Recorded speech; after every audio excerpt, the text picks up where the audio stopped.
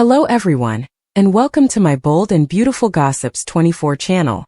I hope everyone is having a wonderful day. Before we begin, please hit the subscribe button and give this video a thumbs up. Finn never imagined that the day would come when the woman he loved more than life itself would be the person responsible for destroying everything he believed in.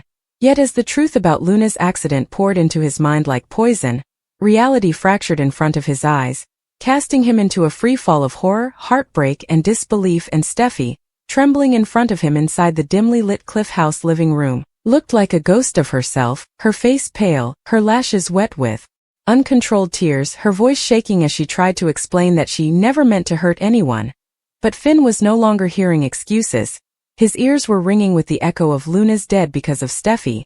A sentence his brain couldn't process, a sentence that felt like a knife twisting into his chest, because only hours ago, Finn had been at the hospital holding Luna's cold hand, whispering apologies to a girl who had tried to make peace with her complicated origins, a girl whose life had been stolen in a flash of metal and asphalt on the side of Mulholland Drive.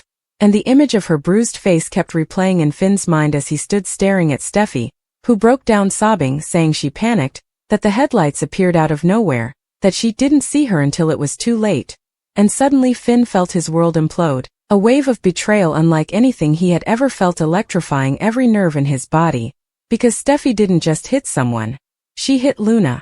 The niece he had only just started to know. The young woman who had brought warmth into the hospital hallways with her smile. The girl who had wanted to learn, heal, love, and be part of the family she finally found. And now Luna was gone, and Poppy had collapsed at her bedside screaming. And Lee had stood frozen in stunning silence as she watched the niece she barely had a chance to love slip away. And the roar of grief that followed stretched from the Cliff House to Spencer Publications, where Bill, who had admired Luna's potential, punched a wall hard enough to draw blood, vowing revenge on whoever took her from them. But in this living room, in this unbearable silence that followed Steffy's sobs, Finn saw someone he no longer recognized. Steffy Forrester, the woman he vowed forever to, the woman whose strength once inspired him, now reduced to nothing but guilt and denial, whispering over and over, "It was an accident. Finn, please believe me." And Finn's heart cracked in two because while he knew Steffy wasn't a monster, he also knew she had choices she didn't make. She didn't call 911 right away, she didn't report the crash, and worst of all, she drove home and kept the truth buried while Luna lay dying in the street, waiting for help that never came. And when Finn asked why she never spoke a word before now, Steffy whispered that she panicked because she was scared of losing everything. And those words, those selfish words, exploded inside him like dynamite, because Luna lost everything. Luna lost her dreams, Luna lost her breath, Luna lost her future children, Luna lost every sunrise that was promised to her, while Steffy tried to save her reputation. And Finn, shaking, tears burning behind his eyes, screamed, asking how she could allow Poppy to live in torment, waiting for answers, and how she could look Lee in the eyes knowing she had killed her niece. And Steffy tried to reach for him, but Finn stepped back like her touch would burn him. And in a voice rough with devastation he asked, "Did you leave her there to die?" And Steffy collapsed to her knees sobbing, saying she didn't know Luna was still alive when she drove off, that she thought the girl might be dead on impact. And the horror of those words rode through Finn's bloodstream like acid, and his vision tunneled until all he saw was Steffy crying, shaking, begging, while Luna's dead face floated in his mind. And suddenly, in an eruption of devastation, Finn's hand struck across Steffy's cheek before he could stop himself, an explosive slap that echoed through the house like thunder, a sound so sharp, so violent, that even Finn looked shocked with himself, standing frozen as Steffy gasped, grabbing her face, staring at him like she had just been stabbed. And the silence that followed was suffocating, broken only by Finn whispering, "You killed her." His voice hollow, destroyed, and Steffy whispered back, "I'm so sorry." But the words meant nothing now. They were ashes floating in a burning room, because Luna's body was already in the morgue, her life already gone. And Finn knew that no apology on earth could rebuild what had been shattered. And as Steffy begged Finn to listen, he felt something dark choke the air between them. The realization that trust was gone, that love had been contaminated by death and guilt, that every kiss and memory they ever shared had been rewritten by this revelation. And Finn, unable to look at her, walked toward the door, whispering that he needed space before he did something worse. And Steffy grabbed his arm, pleading that she needed him, that she was terrified to lose their marriage. But Finn ripped free, yelling that she should have thought of that before she left a dying girl on the pavement. and Steffi screamed that she hadn't been thinking clearly, that she had suffered trauma from past events. Sheila's attacks, Kelly's brush with death, the weight of running Forrester, and that the accident fractured her. But Finn shot back that trauma wasn't an excuse to take a life, and Steffi collapsed into sobs so deep they made her shake, whispering that she understood if he hated her, and Finn didn't know how to respond because he didn't hate her. Not yet, but he hated what she did, and that made him feel like a monster, and he told her that part of him wished it had been him instead of Luna, and Steffi screamed, "Don't say that." But Finn had already walked out the door into the cold California night, slamming it so hard the windows rattled, and Steffi screamed after him, begging him not to leave her, but Finn kept walking, tears blurring the ocean view below the cliffs as he drove away, his hands shaking, barely able to breathe, his wedding ring suddenly feeling like a shackle, and as he pulled up to Lee's house, he wondered how he would tell his adoptive mother that her niece wasn't just killed in an accident, it was Steffi, her daughter-in-law, the woman Lee never trusted, and Finn knew that. Revealing the truth would ignite a firestorm. Lee would want Steffi arrested, Bill Spencer would see blood, Poppy would collapse into grief so deep she might never recover, RJ would fall apart knowing the woman he loved was gone forever, Hope would be shattered watching Finn and Steffi crumble, Ridge and Taylor would be forced to pick sides between justice and loyalty, Thomas would rage at Finn's violence but secretly fear Steffi truly deserved punishment, and Eric, still fragile from health.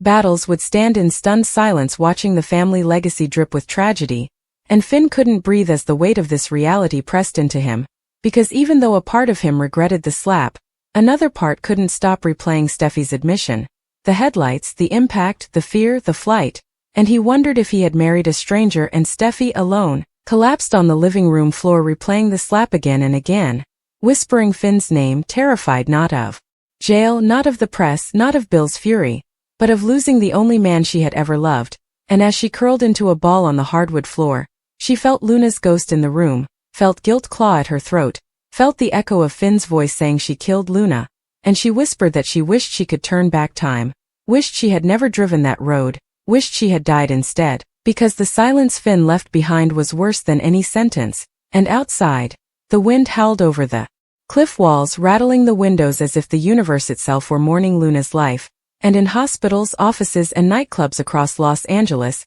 phones buzzed with the news of Luna's death, but no one yet knew the truth behind it.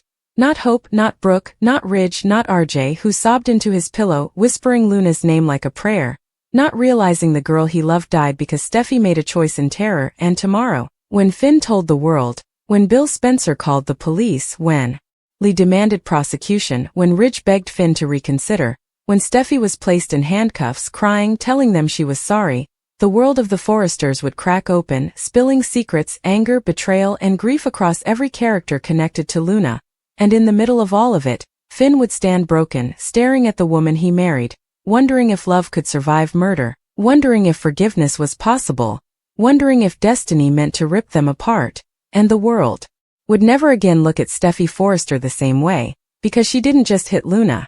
She ran, she hid, she lied, and she changed lives forever with one moment of fear on a dark California road.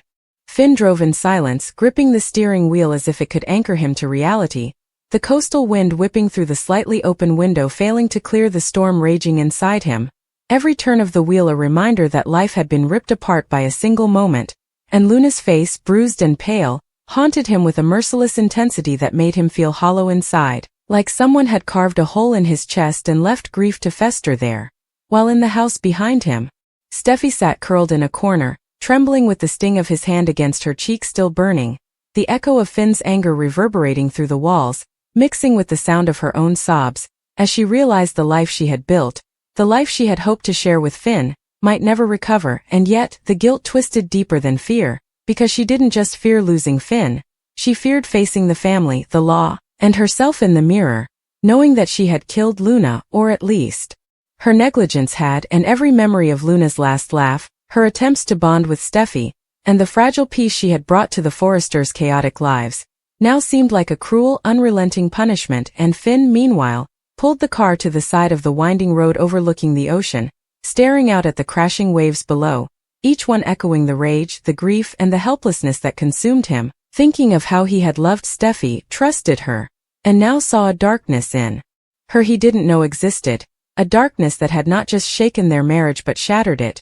and he remembered the promises he had whispered on their wedding day, the soft laughter, the gentle touch, the dreams of a family, dreams now tainted with blood, and he pressed his hands to his face, closed his eyes, and cursed the universe for the cruel twist of fate that turned love into betrayal in the blink of an eye, while Steffy alone, slowly picked herself up from the floor, running a hand through her hair, trying to catch her breath, her body racked with sobs, realizing she couldn't stay there forever, that sooner or later, the police would come, the family would confront her, and Finn's absence was both a relief and a torment, because she needed him to hold her, to forgive her, to love her despite the nightmare she had caused. Yet she knew she didn't deserve it, and as she tried to find the courage to stand, to face the world she had broken, her phone buzzed, a text from Hope, flashing across the screen. "Where's Finn? Luna, she's gone. What happened?" And the words sent a fresh wave of panic through her chest, making her stagger, and she typed back quickly, her fingers trembling. I need to tell him first." But deep down, she knew that telling anyone, even Finn, wouldn't undo what had happened, wouldn't bring Luna back, wouldn't erase the sound of the tires on the asphalt, the thud, the silence after, the guilt that had eaten her alive every second since. And Finn, driving away from the Cliff House, felt a hand around his chest, not literally but emotionally, as if Luna herself was pressing on him, reminding him that Steffy's actions could not be excused, that grief demanded justice, that the family, especially Lee and Poppy, would demand answers. And as he pulled into a quiet street, he thought of calling Ridge, but hesitated, knowing that involving Ridge could ignite a family war before he had even processed his own anger. And he remembered Ridge's protective nature, his silent judgment, the way Ridge had always quietly observed the family's fractures and pounced on weaknesses, and Finn realized he was alone, truly alone in his torment, because Steffy, the person he relied on for strength, had become a source of his deepest pain. And as he parked outside Lee's house, he saw her silhouette through the window, hands pressed to her face, tears falling freely, and he knew he couldn't enter yet, couldn't face the accusing eyes of a mother who had lost her niece. A niece whose life had been stolen by the very people she trusted. And Finn stayed in the car, head in his hands, thinking about the next steps, the inevitable confrontation with Steffy, with the family, with the police, and the media that would surely descend if the story leaked. And Steffy, meanwhile, decided she couldn't wait any longer, that she had to see Finn, that she had to try to explain, to beg, to somehow convey the remorse that had been consuming her every waking second. And she ran outside, barefoot on the cold pavement, shouting his name, tears streaking her face, her voice breaking with desperation. And Finn looked up, heart hammering, anger and love colliding in a dangerous storm, and he stepped out of the car slowly, keeping his distance, knowing that one wrong move could shatter what little control he had left. And as they faced each other in the dim streetlight, Steffy's voice barely above a whisper, she said, "Finn, I didn't mean for this to happen. I never meant to hurt Luna." Panicked. "I can't live with this guilt." And Finn, fists clenched, voice raw with anguish, said, "You panicked? Luna is dead, Steffy. Dead. Do you understand that?" And Steffy flinched as if struck, tears flowing freely, and she whispered, Yes, I understand, and I hate myself. More than you can imagine." And Finn's chest ached, his emotion swinging like a pendulum between love and hate, and he shouted, "You didn't just hurt yourself. You hurt everyone who loved her. You hurt me. You hurt Lee. You hurt Poppy. You hurt the whole family." And Steffy fell to her knees again, sobbing, crying for forgiveness she didn't deserve, crying for a future that had been stolen, crying for Finn, hoping he could see past the horror of her actions and somehow find a fragment of the woman he married in the wreckage. But Finn felt nothing but devastation. And as the street fell silent except for their ragged breathing, Finn realized he had a decision to make. Walk away and let the legal system decide. Let Steffy face the consequences, or stay trapped in a marriage now defined by death, guilt, and betrayal. And before he could answer, his phone rang, displaying Bill Spencer's name, and Finn answered, voice shaking, and Bill barked questions about Luna's death, the circumstances, the driver, and Finn, looking at Steffy, swallowed hard, then said the words that would change everything. "It was Steffy, she hit Luna, she didn't call for help." And Steffy gasped, hand covering her mouth as Finn finished. "She ran." And the silence that followed was deafening, Bill's voice low, furious. "What? Are you saying Steffy Forrester did this? Finn, are you serious?" And Finn nodded, unable to speak, tears blurring his vision, and Steffy crumpled, repeating over and over, "I'm so sorry. I'm so sorry. And Finn hung up, turning to Steffy, voice shaking. You're going to face the consequences, and so am I, because I stayed married to someone who killed my niece or let her die. And Steffy collapsed into his arms, sobbing uncontrollably, begging him to stay, to forgive her, to not leave, and Finn held her for a moment, then gently pushed her back, voice breaking. I can't, not now, not after this. And he walked away into the night, leaving Steffy on the cold pavement, body racked with sobs, the streetlights casting long shadows over the scene of devastation.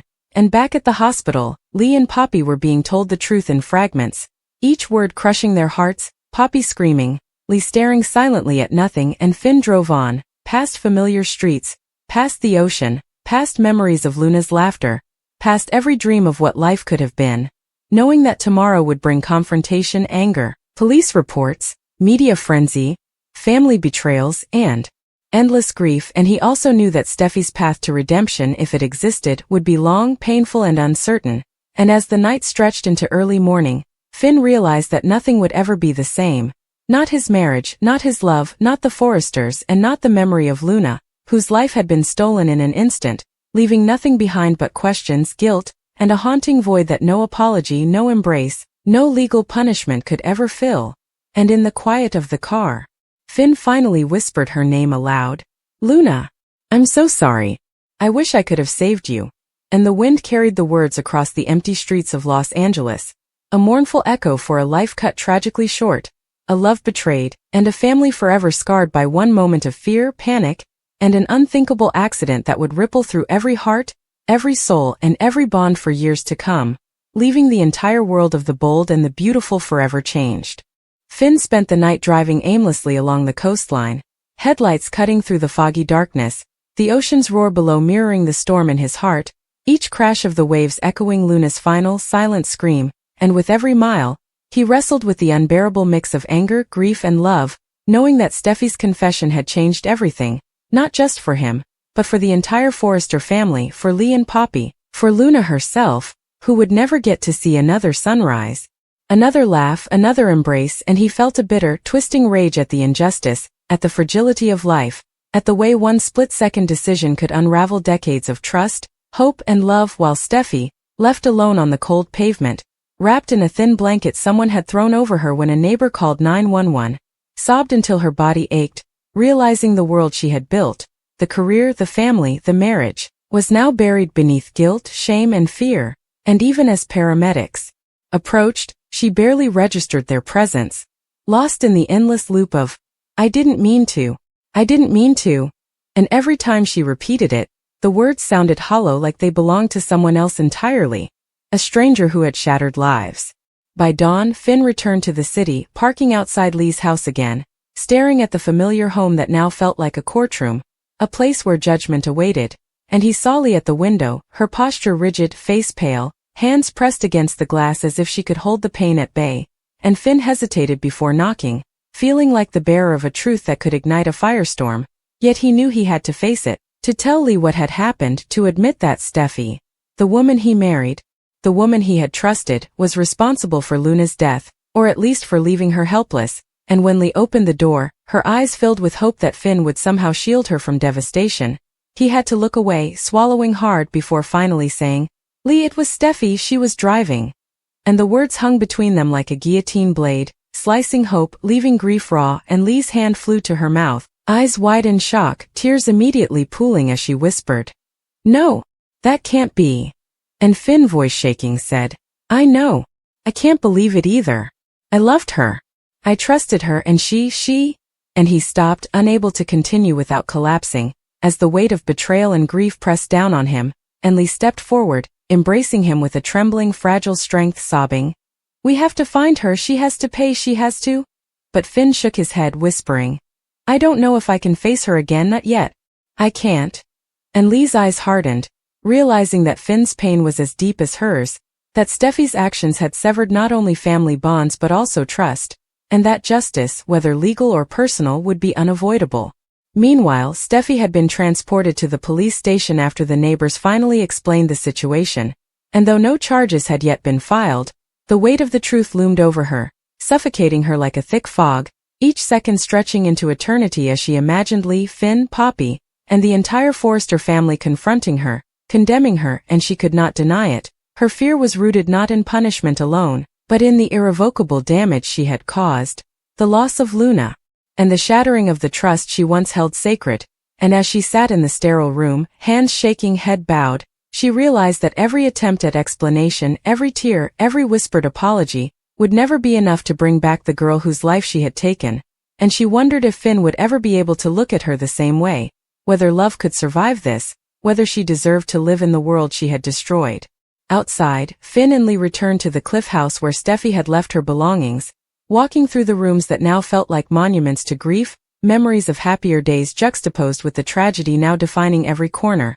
And Finn couldn't stop thinking of Luna's smile, her laughter, the way she had lit up hospital corridors, and the cruel irony that the girl who brought light into their lives had been extinguished by someone they loved, someone they trusted. And he looked at Lee, knowing she shared the same pain, the same helplessness, and he whispered, "We have to do what's right for her, for Luna." And Lee nodded, tears streaming, whispering, "Justice, she deserves justice, but Finn, I know your heart is torn." And he nodded, knowing it was true, that part of him still ached for Steffy, still loved her despite everything, and yet the part of him that loved Luna, that mourned her loss, screamed for accountability, demanded consequences, and the tension between love and justice would define the days to come. Hours later, as the sun rose over Los Angeles, casting gold and pink light across the city, news of Luna's death began spreading among friends, colleagues, and the media, and Steffy, still in custody for questioning, faced a barrage of calls from family members, lawyers, and reporters, each one a reminder of the life she had shattered. And Finn, watching from a distance, felt the weight of every decision, every word, every action he would take, knowing that the road ahead would be filled with confrontations, emotional upheaval, and impossible choices. And yet, as he looked out over the horizon, he made a silent vow to honor Luna's memory, to protect the family she loved, to navigate the storm of betrayal, grief, and anger, and perhaps in time to confront Steffy, not with hate, but with the cold, undeniable truth of her actions and their consequences, because in the world of the bold and the beautiful, even the deepest heartbreak, the harshest betrayals, and the most tragic losses demanded resolution, reckoning, and, if possible, a sliver of forgiveness in a world where love and pain were eternally intertwined.